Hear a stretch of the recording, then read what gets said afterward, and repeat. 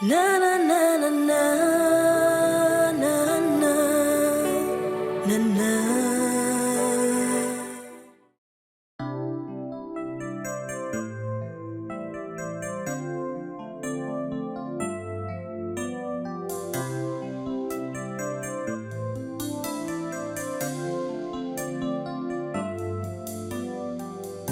Seigneur de tout, Dieu puissant, roi des rois, nul n'est comme toi, Dieu souverain, qui est juste, Seigneur saint, nul n'est comme toi. Nous exaltons ton nom, tu es digne de toute louange et gloire, tous unis, nous levons nos mains et nous magnifions ton nom, Dieu nous glorifions. Nous te glorifions,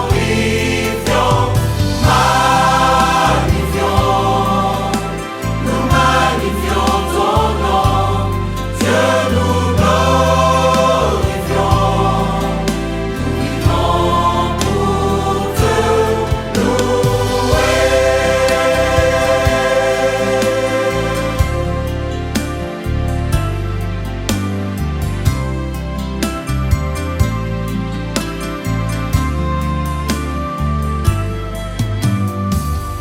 Seigneur de tout, Dieu puissant, roi des rois, nul n'est comme toi, Dieu souverain,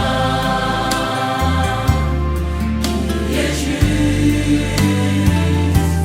Seigneur saint, nul n'est comme toi. Tu es Dieu fidèle, avec nous durant le voyage, tous unis, nous levons nos voix et nous magnifions ton nom, Dieu nous glorifions.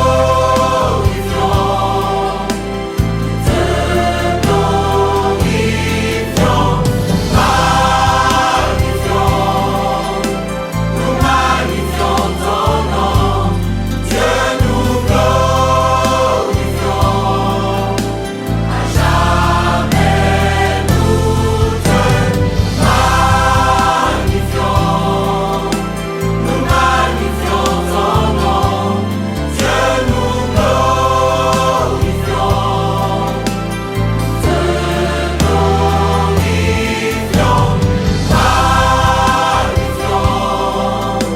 Nous magnifions ton nom, Dieu nous glorifions, nous vivons pour te louer.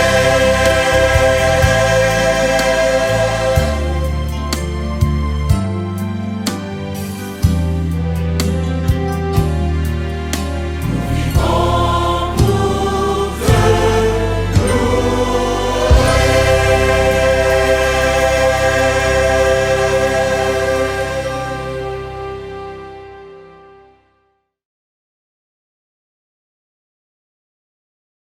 Bonjour et bienvenue à la piscine de Siloé, le lieu où Dieu nous restaure, le lieu où Dieu nous impacte, le lieu où Dieu augmente nos capacités pour pouvoir amener sur la terre l'influence divine et arrêter tout flot des ténèbres. C'est pourquoi j'ai dit bienvenue à tout le monde. Ce matin, nous disons merci à Dieu qui nous donne cette opportunité au travers de son serviteur, le pasteur Anaclé. Et d'ailleurs, j'en profite au nom de toute la communauté de souhaiter à pasteur Anaclé bon anniversaire, parce que c'est ce jour d'anniversaire aujourd'hui.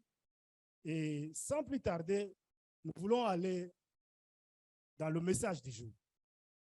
Le message du jour que j'ai intitulé « Lève-toi, prends ton lit et marche ». Lève-toi, prends ton lit et marche. Le texte de base sur lequel nous allons partir, c'est Jean 5, de 1 à 9. Je vais lire cette écriture. Après, je vais faire un peu une explication. Et ensuite, faire découvrir quelles sont les ressources qui sont à l'intérieur et quelles sont les choses que Dieu veut aujourd'hui nous apprendre pour que nous puissions entrer dans la force, dans la puissance et dans l'accomplissement de la force de Dieu sur la terre. Je lis Jean 5, premier verset jusqu'au 9e verset. Après cela, il y eut une fête des Juifs et Jésus monta à Jérusalem. Or, à Jérusalem, près de la porte de Brebis, il y avait une piscine qui s'appelle en hébreu Bethesda et qui a 5 portiques. Sous ces portiques étaient couchés en grand nombre des malades, des aveugles, des boités, des paralytiques, qui attendaient le mouvement de l'eau. Car un ange descendait de temps en temps dans la piscine et agitait l'eau. Et celui qui descendait le premier, après que l'eau avait été agitée, était guéri. Quelle que fût sa maladie. Là se trouvait un homme malade depuis 38 ans. Jésus, l'ayant vu, couché, et sachant qu'il était malade depuis longtemps, lui dit, « Veux-tu être guéri ?» Le malade lui répondit, « Seigneur, je n'ai personne pour me jeter dans la piscine. » Écoutez la réponse de cette personne. On nous dit que des gens descendaient. Mais la personne répond à Christ en disant, « Je n'ai personne pour me jeter dans la piscine quand l'eau est agitée. Et pendant que j'y vais, un autre descend avant moi. » Avant moi. Le malade lui répondit, « Je n'ai personne pour me jeter dans la piscine quand l'eau est agitée et pendant que j'y vais, un autre descend avant moi. Lève-toi, lui dit Jésus. Prends ton lit et marche. Lève-toi, lui dit Jésus. Prends ton lit et marche. 9e verset. Aussitôt, cet homme fut guéri. Il prit son lit et marcha. C'était un jour de sabbat. On va essayer un peu d'expliquer ce texte et découvrir quelles sont les richesses extrêmes que le Seigneur veut nous communiquer ce matin. Le texte commence par « après cela ». C'est-à-dire qu'il y a eu quelque chose qui s'est passé avant. Et le temps dans lequel Jésus est entré était un temps spécifique. On dit que c'est après. Et on nous dit qu'il monta à Jérusalem. Et on remarque ici, l'action de Jésus de monter à Jérusalem, ce n'était pas parce qu'il y avait la fête, mais parce qu'il y avait un agenda divin à accomplir. Maintenant, le Seigneur va à Jérusalem. Mais on dit, à Jérusalem, près de la porte de Brebis. Ça, c'est la première chose que je vais essayer d'expliquer. Et pour qu'on découvre qu'est-ce qui était caché.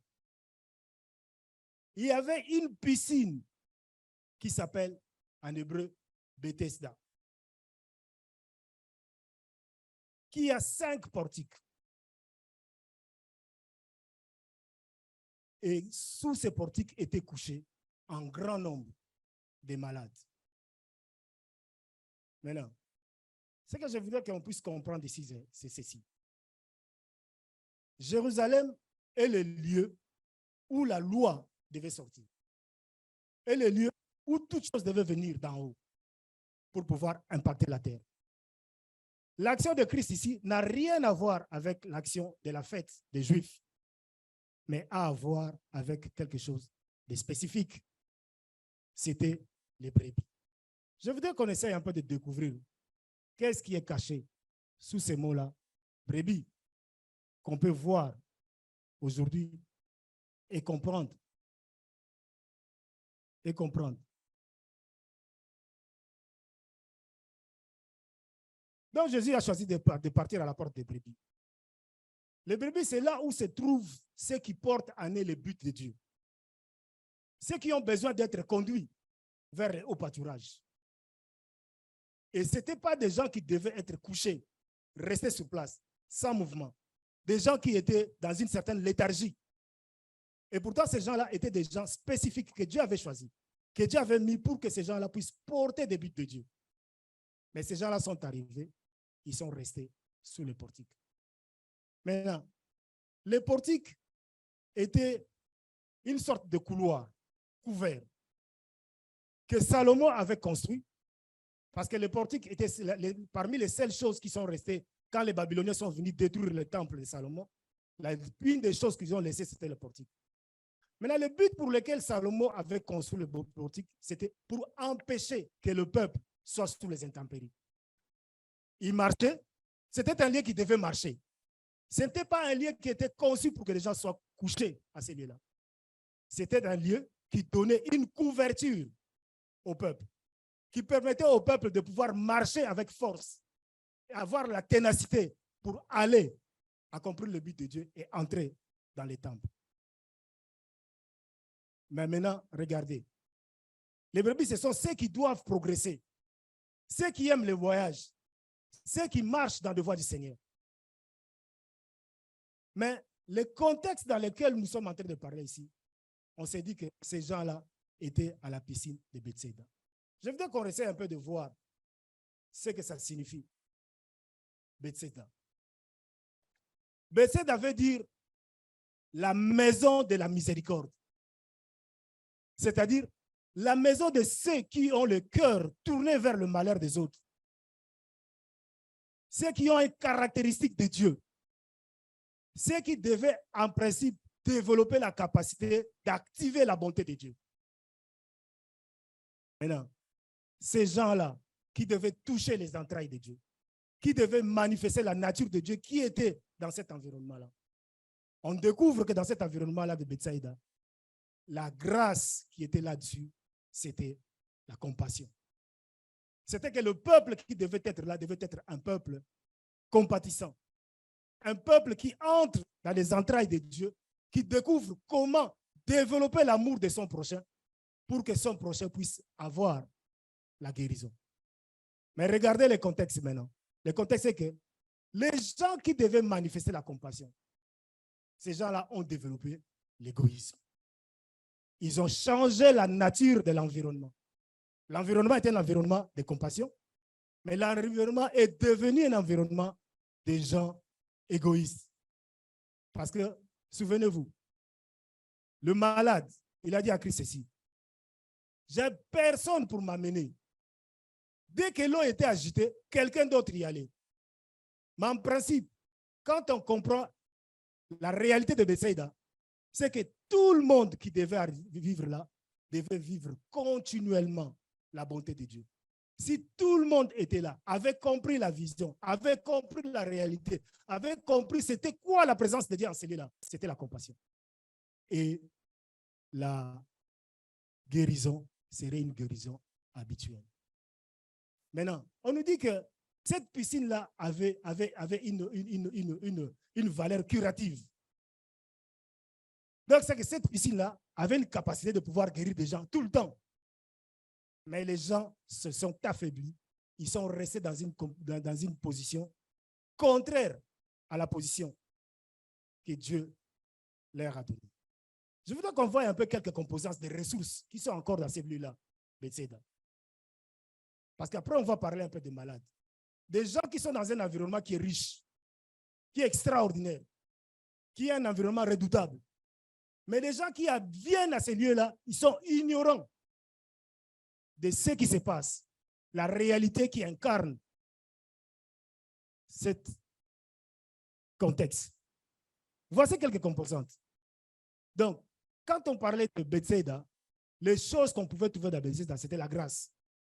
On devait trouver la miséricorde. On devait trouver la bienveillance. On devait trouver la bonté. On devait trouver l'amour. On devait trouver l'attachement. On devait trouver la faveur, l'affection, la piété, la compassion. Des gens devaient être bienfaisants, des bienfaiteurs. Des gens devaient être aimables. Des gens devaient avoir la clémence, l'éclat. Devaient être des gens de bien. Ils devaient développer la fidélité. Ils devaient développer la fidélité. Maintenant, on est dans un environnement qui a toutes ces choses-là. Mais on voit les contrastes dans cet environnement-là. Les gens qui sont couchés. Les gens qui sont couchés. Les gens qui sont malades. Mais si ces gens-là avaient la compréhension claire de ce qu'était l'environnement-là, ces gens-là ne devaient pas être couchés. On ne trouverait jamais des malades dans ces lieux-là. Chaque personne activerait la bonté de Dieu pour la guérison de tout un chacun. Et ce serait un lieu où on vivrait véritablement la puissance de Dieu chaque moment, chaque temps et chaque instant.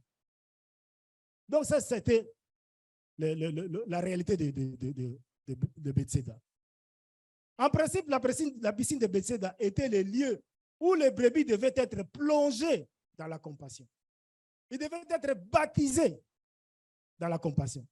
La compassion devait être la chose première qui était en eux, qui était le caractère des entrailles de Dieu pour son prochain. Mais ce lieu est devenu celui de l'égoïsme, de chacun pour soi. Ce lieu est devenu un lieu de chacun pour soi. La vraie ressource ou énergie qui se dégage de la piscine Bethséda était le caractère des entrailles de Dieu. Donc, chaque brebis qui devait être à ce lieu-là devait manifester, devait porter en soi les entrailles de la bonté de Dieu. Et ne devait pas être égoïste. Il devait y avoir un peuple ayant un cœur pour le malheur ou la pauvreté des autres. Une vraie demeure de la compassion. Mais le spectacle que nous voyons par rapport au texte est contraire à la réalité que Dieu est en train de nous ouvrir les yeux pour se rendre compte que c'était un endroit redoutable. Ce n'était pas seulement un endroit où il devait y avoir des malades. Donc, à cet endroit-là, si on peut parler de la manifestation de la présence de Dieu, s'exprimer que le saint devait avoir un cœur épris pour le malheur de l'autre, l'amour de Dieu, la bonté de Dieu pour les autres, pas pour soi-même. C'était ce que les gens devaient. Si on pouvait dire à Bethséda, Dieu est présent, pour que les gens comprennent que Dieu est là, Dieu est présent, il fallait que des gens aient un cœur épris pour le malheur des autres. Il fallait que les gens soient compatissants les uns les autres. Il fallait que les gens entrent correctement dans ça. On a parlé des portiques. Le portique était un système dans lequel Salomon avait construit pour permettre aux gens qui venaient de loin, quand ils arrivaient, qu'ils soient abrités, qu'ils soient loin de la pluie, loin du soleil, mais qu'ils soient abrités pour qu'ils continuent leur marche pour aller dans les temples. Mais que constatons-nous? Nous constatons que maintenant, dans les 5 portiques, il y avait des gens couchés, des malades. Toutes sortes de malades étaient là, qu'on nous a décrit. Regardez la confusion dans laquelle les gens sont en train de vivre par rapport à la vraie réalité, les yeux n'étant pas ouverts, ne comprenant pas qu'est-ce qu'il y a, quel est le lieu dans lequel nous sommes. On a établi autre chose au lieu de la vérité. Au lieu de la vérité. Les portiques donnaient au peuple la capacité de demeurer. Ils rendaient au peuple, ils rendaient ferme le peuple. Ils permettaient que le peuple puisse recevoir un esprit constant. Le contraste est que sous ces lieux, il y a des gens couchés, c'est-à-dire courbés, la structure intérieure tordue. Les gens qui sont au repos, alors qu'ils devaient être endurants. Les gens qui sont soumis au diable, alors qu'ils devaient être soumis à Dieu. Les gens étaient couchés, c'est-à-dire des gens possédés par le diable, possédés par le mal. Les gens n'atteignaient jamais la vérité. Alors, ceux qui devaient avancer, n'oubliez pas, c'était à la porte des brebis qui avait la piscine. Donc, les brebis, c'était ceux qui devaient avancer. Ceux qui devaient être plongés dans la profondeur et qui ont été le choix de Dieu ont développé l'égoïsme. Pas d'esprit communautaire. Et chacun chercha son propre miracle. Alors qu'on pouvait vivre des miracles collectifs tous les jours, tout instant, à tout moment. Définissons encore les gens qui sont là, les malades. Qui sont-ils? Comment ils sont?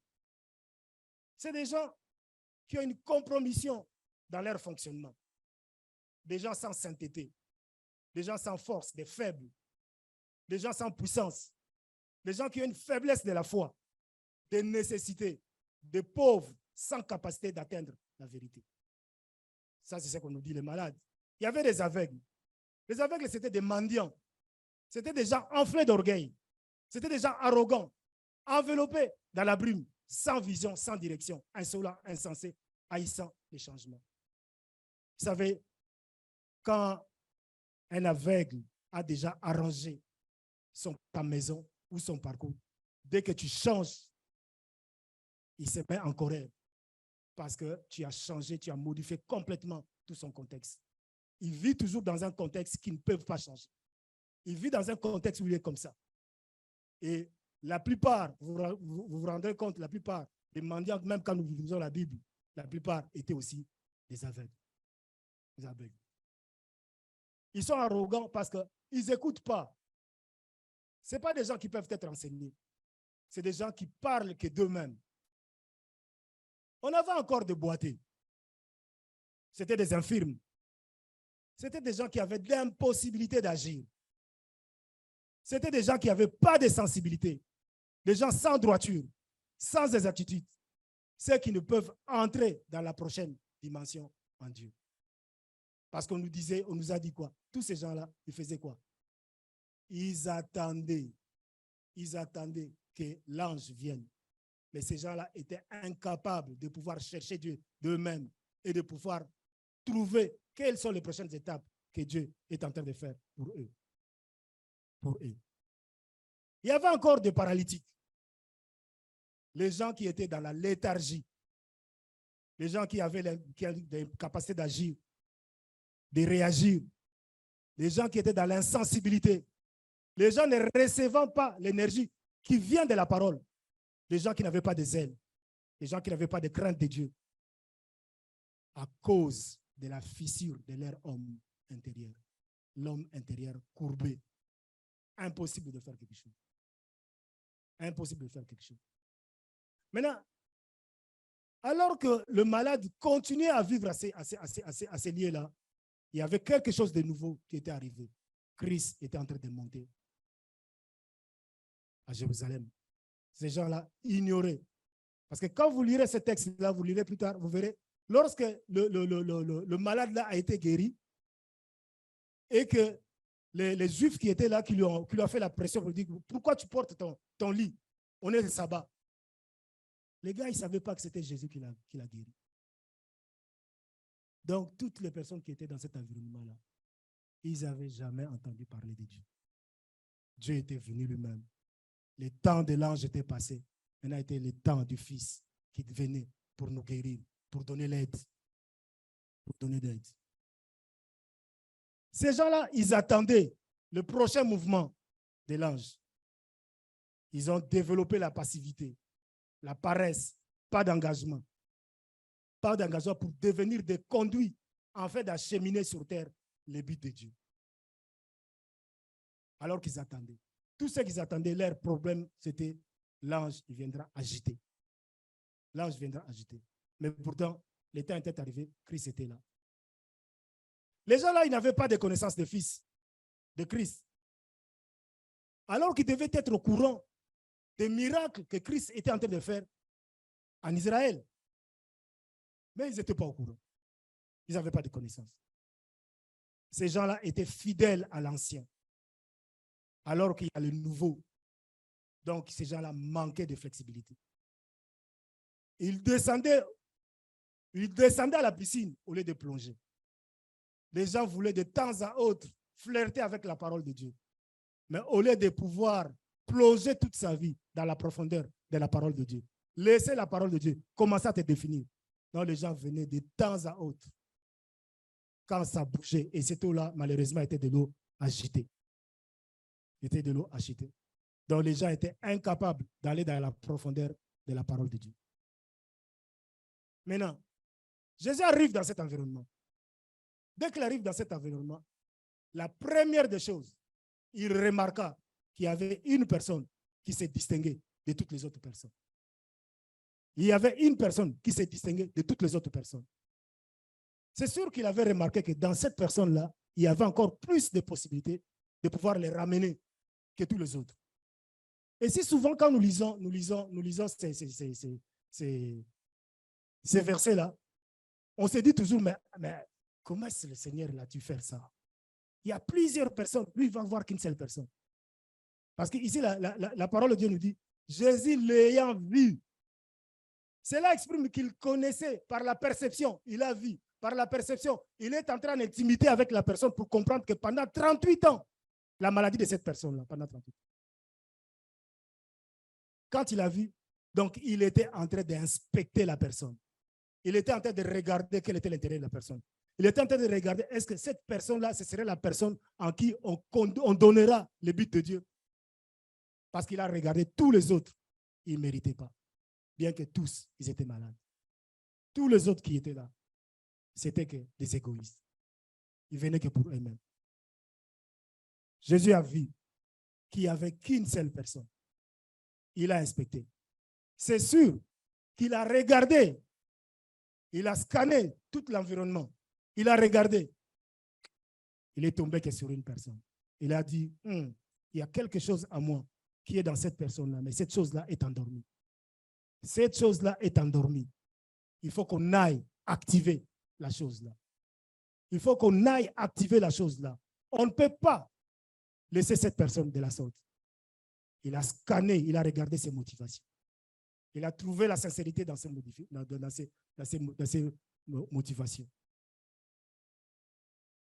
Christ a regardé. La raison pour laquelle Christ a dit, veux-tu être guéri? C'était quand tu l'as regardé, il a visité, il a vu, il a compris que cette personne-là, si on le confie le but de Dieu, il ira avec le but de Dieu.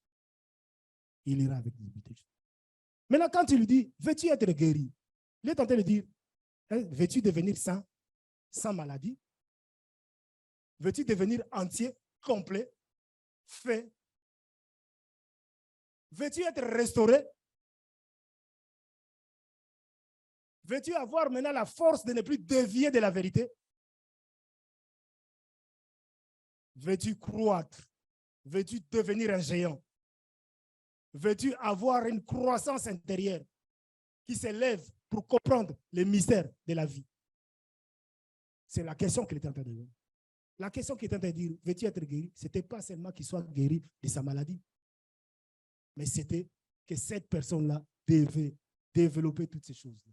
Une vie restaurée, la puissance de la régénération, la puissance de détruire la mort à l'intérieur de cette personne, la puissance de ramener la structure intérieure droite pour que cette personne-là puisse porter correctement le but de Dieu. Le but de Dieu. Écoutez la réponse de cette personne. Cette personne, la première des choses, il dit, il appelle Seigneur. Il ne le connaît pas, mais il appelle Seigneur. Il ne le connaît pas, mais il appelle Seigneur. Il lui explique sa situation. Il dit, mais moi, je n'ai pas besoin d'aide. Je n'ai pas reçu l'aide. Or, hier, nous avons suivi l'enseignement que nous avions hier. Le nom de Jésus veut dire quoi?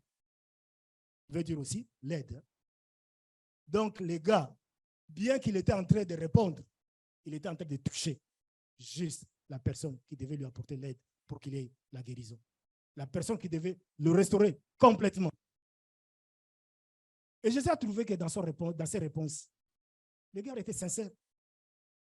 Le gars a scanné complètement. Il dit, écoutez, dès que l'ange vient, moi, j'ai fourni un effort d'y aller. Mais il y a un autre qui va plus vite que moi. Lui, il est guéri. Pendant 38 ans, le monsieur là, au moins, chaque jour que l'ange venait, il s'est levé et il allait. C'est sûr qu'il y en avait d'autres qui sont arrivés là, ils étaient couchés, abattus complètement. Ils faisaient absolument rien. Maintenant, le constat de Jésus est que cet homme qui a fait 38 ans doit être guéri, doit être restauré, doit arriver dans d'autres choses. C'est pourquoi maintenant, il déclare une chose. Lève-toi, prends ton lit et marche. Nous voulons voir ce qui se cache dans lève-toi, prends ton lit et marche. La parole de Jésus à cet homme, Lève-toi, prends ton lit, marche. C'est la puissance de la restauration. C'est la puissance de la régénération. C'est la puissance de permettre à la personne de pouvoir retrouver le but de Dieu qui sont en lui, cachés en lui. C'est ramener la personne à la conscience. Lorsque Jésus a dit, lève-toi, c'est que Jésus a ramené cet homme à l'état de veille. C'est-à-dire que cet homme, la parole qu'il a reçue la force, a reçu la puissance de Dieu à l'intérieur pour que désormais, il veille sur la parole de Dieu. Désormais, il ne va plus marcher par rapport au conseil des gens qui se passent à l'extérieur. C'est quelqu'un maintenant qui vit avec la dimension de Grégorio. Qu'est-ce que ça a encore apporté?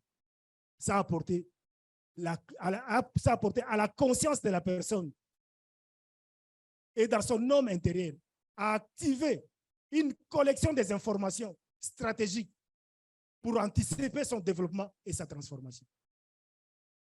Cet homme maintenant est capable, quand on lui dit lève-toi, Christ a activé en lui la capacité de décoder le mystère de Dieu qui est dans sa vie, d'activer le développement dans sa vie et d'activer la transformation.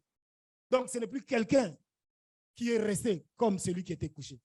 C'est quelqu'un maintenant qui doit être au courant de ce que le ciel est en train de décider. C'est ce qui se passe. Lève-toi. Lève-toi. Christ a ramené cette personne à la vie en restaurant et en réparant l'état de son cœur afin qu'il soit conscient de ce qu'il est et de protéger le but de Dieu dans sa vie. Cet homme-là était mort en étant couché. Il n'avait plus de vie. Maintenant, Christ est venu pour restaurer sa vie. Lève-toi. Lève-toi. Lève-toi. Restaurer la vie. L'identité, la question de l'identité est ici, que Dieu est en train de nous dire. La question de l'identité. Tant qu'on connaît l'identité, on connaît qui on est, on protège la chose. Les malades qui étaient à ces lieux-là, ils ne connaissaient pas quelle était la nature de Dieu qui était à la piscine de Bethsaïda. C'est pourquoi ils ont fonctionné de la sorte. S'ils connaissaient, ils allaient garder ça clairement pour eux. Et ils allaient faire que ce sera un lieu de miracles perpétuels pour toute personne arrivant à ces lieux-là. Qu'est-ce que Christ est en train de dire quand il dit lève-toi? Christ l'a sorti d'un profond sommeil. Il a enlevé de la léthargie dans laquelle il était. Maintenant, il lui a mis la puissance de Dieu et il lui a mis à jour. Le gars était mis à jour. Il pouvait marcher et savoir ce que le ciel dit de lui. Pas marcher cherchant des choses de sources terrestres. Qu'est-ce que ça disait encore? C'est que Christ a changé sa posture. Maintenant, il y a une chose qui est très importante ici. Vous savez, tout animal qui paît est un animal qui mange debout et qui mange sur place. Est un animal qui mange debout et qui mange sur place. Maintenant, ces gens-là ne bougeaient pas. Ils étaient sur place, mais ils ne bougeaient pas. Donc, la vraie nourriture solide qu'ils devaient manger, les gens-là ne pouvaient pas la manger. Maintenant, lorsque Christ a dit, lève-toi, maintenant, il a chargé dans la personne la capacité maintenant de se tenir debout, d'être droit. La capacité maintenant de se nourrir correctement avec la parole de Dieu. Et non de se laisser l'ennemi continuer à pouvoir jouer avec sa vie. Cet homme qui était un anonyme, maintenant présenté au public. Maintenant, regardez, ça faisait 38 ans. Le gars, il était là, 38 ans. Personne ne l'a regardé. Il a dit, lui-même, il a dit, lorsque l'ange vient, moi, j'ai fait moi-même, j'essaye d'y aller, mais un autre, il va. Donc, en fait, les gens qui allaient devant là, ils s'en foutaient que le gars là fait 38 ans. Ils s'en foutaient. Personne ne les connaissait. Mais c'est le malheur, quand Christ est arrivé, il dit, lève-toi. Maintenant, tout le public maintenant le connaît. Hein. La preuve en est, les pharisiens lui ont dit, oh, monsieur, pourquoi tu portes ton lit le jour du sabbat? Le gars qui était un anonyme, maintenant il est connu. Il vit dans la distinction. C'est toi, lève-toi. Les domaines élevés est devenu sa source qui lui procure la clarté, la sagesse, l'intelligence pour accomplir les buts de Dieu. Pas seulement pour aller à l'église, mais pour accomplir les buts de Dieu. Il est debout, droit, dans une vraie position de domination. La restauration de la structure intérieure et entière, corps, âme et esprit. Lève-toi, à changer sa posture, car maintenant, il peut se tenir debout. Il est éclairé. Il ne marche plus dans la confusion. Ça, c'est ce que Dieu nous apporte ce matin, la puissance de la restauration. La puissance d'activer tout le potentiel de nos vies pour que nous puissions atteindre, accomplir les buts de Dieu. Maintenant, il dit encore, prends ton lit. Maintenant, il donne à cette personne la capacité de porter les buts de Dieu, de porter la charge.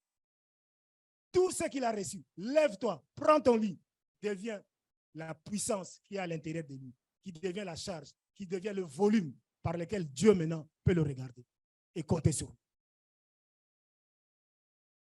Cet homme, en prenant son lit, a transformé ses lieux de douleur. Parce qu'il était où? Couché où? Sur son lit. Son lit représentait tous les 38 ans de douleur. Maintenant, il a transformé ces lieux de douleur en une source de ressources. C'est comme si les gars étaient dans la vallée de Baka. Les difficultés. Lorsqu'ils passent, les difficultés se sont transformées en ressources. Et ça lui donne la force de se présenter devant Dieu ou à Jérusalem, à Sion. Cet homme prend ton lit. Il s'est approprié ce que Christ lui donne. La parole de Dieu est devenue sa propriété. Est devenue la chose qu'il possède. Est devenue la plus grande richesse qu'il a. Il s'est approprié ça. Il porte. Il ne va jamais le laisser tomber.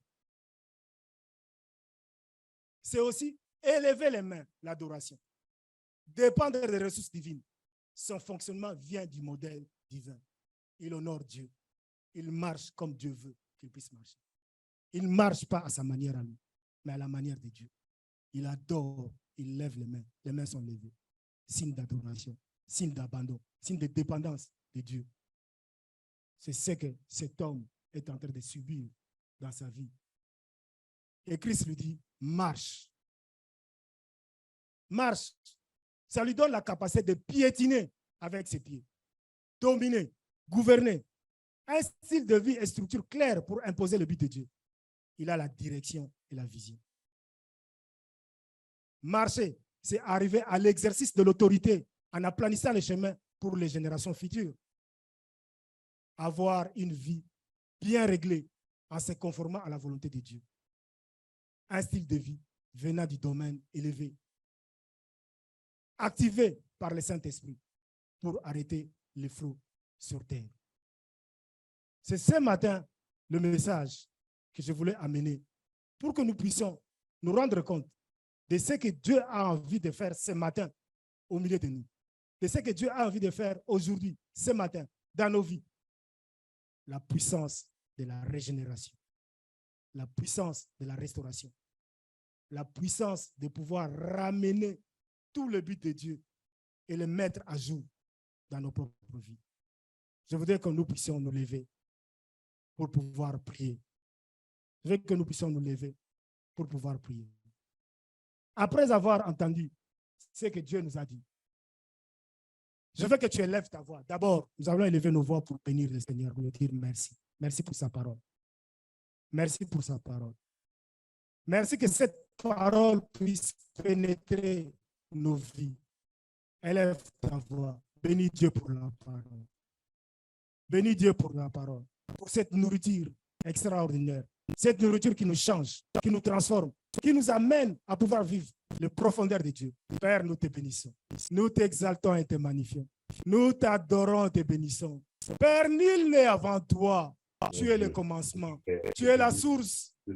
Tout vient de toi, Père de gloire. Oh Père, nous te bénissons. Nous t'exaltons. Ce matin, tu es venu, Père de gloire, pour nous restaurer.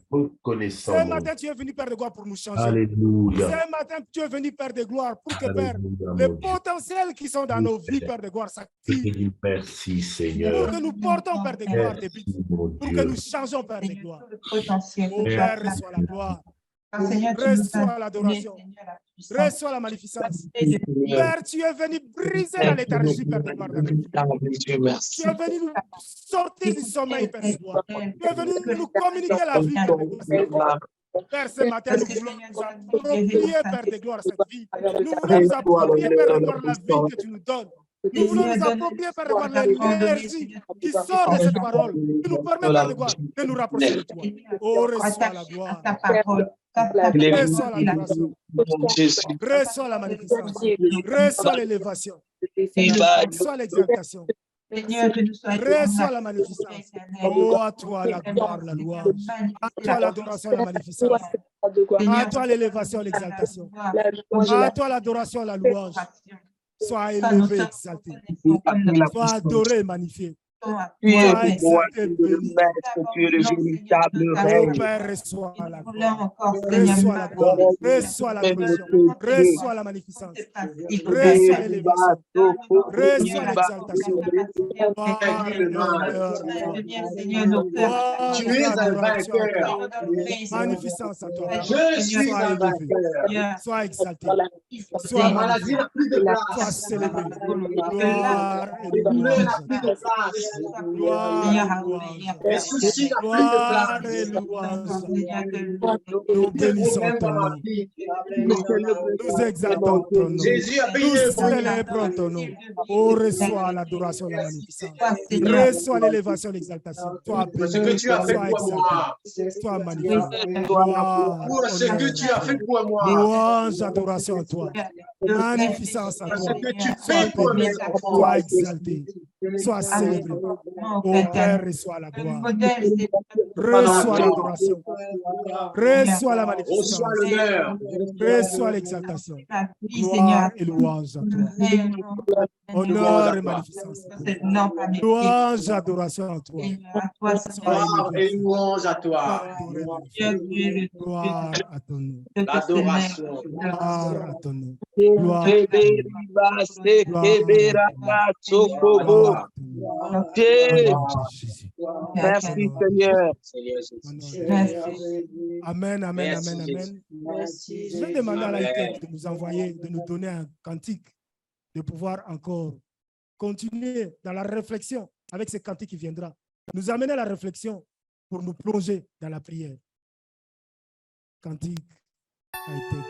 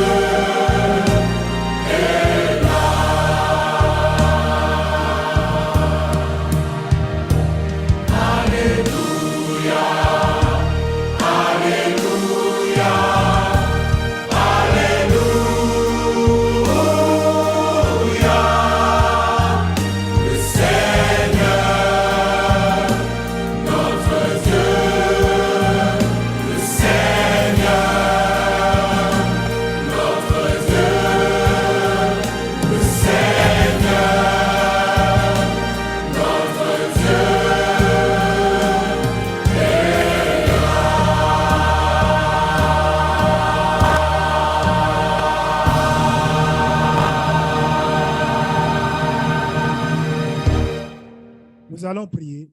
Nous allons prier. Le cantique nous dit que notre Dieu est là. Comme ce jour-là, il monta à Jérusalem. Il est allé à la porte des brebis, à la piscine de Bethsaïda.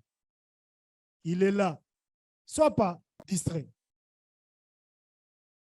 Que ce moment soit un moment spécifique pour toi. Pour que tu pries. Ne sois pas sage à tes propres yeux.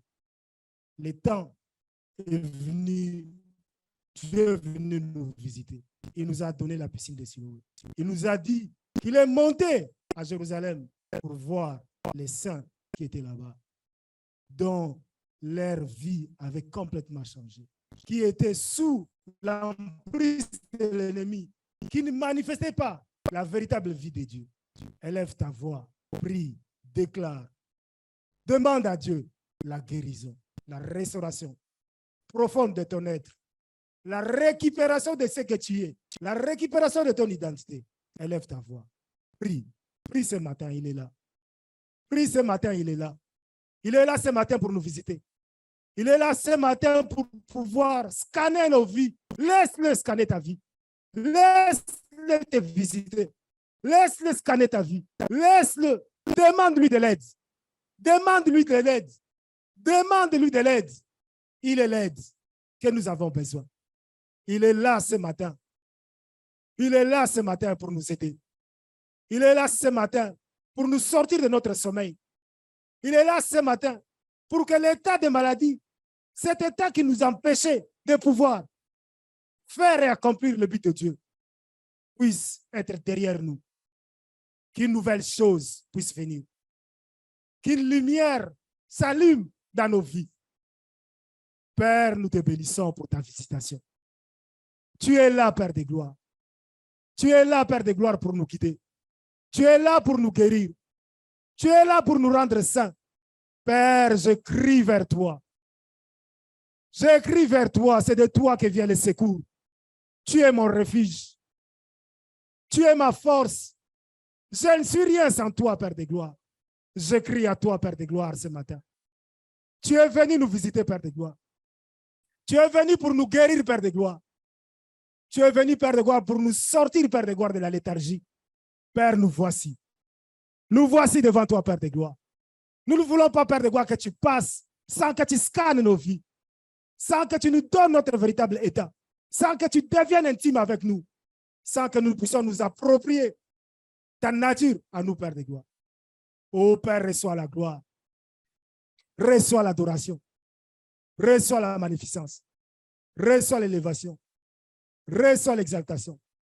Ô, sois béni, sois exalté, sois béni, sois célébré, sois glorifié.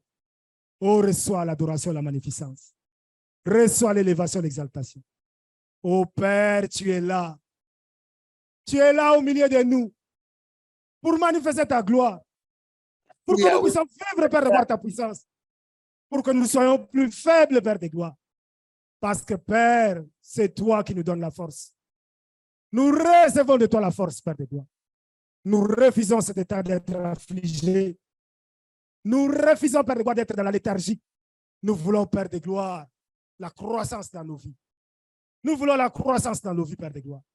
Nous voulons croître. Nous voulons grandir, Père de gloire. Nous voulons porter tes buts, Père de gloire. Sois béni, sois élevé, sois exalté, sois magnifié, sois glorifié. Oh, reçois la gloire, la louange. Reçois l'adoration, la magnificence. Reçois l'élévation, l'exaltation. Reçois l'honneur, la louange. Oh, sois élevé, exalté. Sois adoré, magnifié. Sois exalté, béni. Gloire et honneur à toi. Louange et adoration à toi. La magnificence à toi. Sois béni. Sois exalté. Sois béni. Sois glorifié. Reçois la gloire. Reçois l'adoration. Reçois la magnificence. Gloire et honneur à toi. Louange et adoration à toi. Magnificence à toi, Père. Sois béni, élevé. Sois exalté, magnifié. Gloire et honneur à toi. Louange et adoration à toi. Magnificence à toi, Père. Sois béni. Sois exalté. Ne sois pas distrait. Prie ton Seigneur. Demande-lui de l'aide. Demande-lui de l'aide, il est là. Il est là. Insiste. Insiste. Oh Père, nous te bénissons. Nous t'exaltons. Nous te magnifions. Nous t'adorons. Nous t'exaltons. Nous te célébrons. Reçois la gloire, la louange. Reçois l'adoration, la magnificence. Reçois l'élévation, l'exaltation. Gloire et honneur à toi. Louange, adoration à toi. Sois élevé, exalté. Sois adoré, magnifié. Gloire à ton nom. Honneur à ton nom. Louange à toi. Gloire à toi, Seigneur. Gloire à toi, Seigneur. Au nom de Jésus. Au nom de Jésus. Au nom de Jésus. Nous allons continuer de prier. Tu vas prier maintenant pour la force afin de parvenir à la vérité de ta vie, afin d'être un homme fait. Prie pour la force afin que tu parviennes à la vérité pour ta vie. Il faut que tu connaisses la vérité pour ta vie. Il faut que tu connaisses ta vraie identité afin que tu sois un homme mature, un homme fait. Élève ta voix. Prie. Demande à Dieu la force pour parvenir à la réalité de ta vie. Père, nous te bénissons. Nous t'exaltons. Nous te magnifions. Père, nous refusons de vivre, Père de gloire, dans la confusion. Nous refusons de vivre, Père de gloire, dans le ténèbre, dans ce monde, où les hommes ne connaissent pas, Père de gloire, ceux qui sont, Père de gloire. Toi, tu viens, Père de gloire, pour nous donner notre véritable identité. Père, tu as dit, tu connaîtras la vérité et la vérité t'affranchira. Père, donne-nous la force pour parvenir à la vérité de nos vies, à devenir des hommes faits, à devenir des hommes parfaits selon toi, Père de gloire, à devenir des hommes matures, des hommes portant tes buts, des hommes accomplissant la raison pour laquelle nous sommes sur la terre, Père de gloire. Oh Père, tu es là. Nous te demandons cette force, Père de gloire. Nous te demandons cette capacité, Père de gloire. Aide-nous.